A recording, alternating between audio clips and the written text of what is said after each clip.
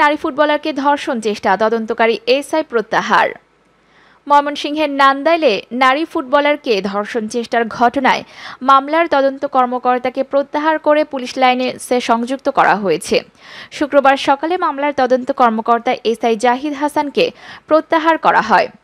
গৌরীপুর সার্কেলের এএসপি মোস্তাফিজুর রহমান জাগো নিউজকে বিষয়টি নিশ্চিত করেছেন।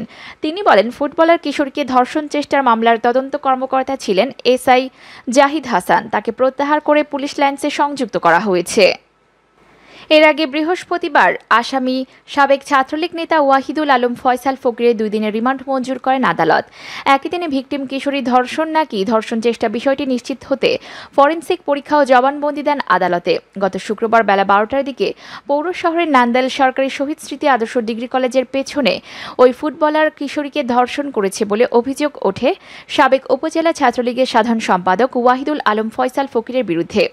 এই ঘটনায় শনিবার ভিকটিম কিশোরী নিজে বাদী হয়ে ওয়াহিদুল আলম ফয়সাল ফকির ও তার 2 সহযোগীকে অভিযুক্ত করে ধর্ষণের অভিযোগ করেন। তবে সোমবার পুলিশ ধর্ষণ মামলা রুজু না করে ধর্ষণ চেষ্টার মামলা রুজু করে। অপরদিকে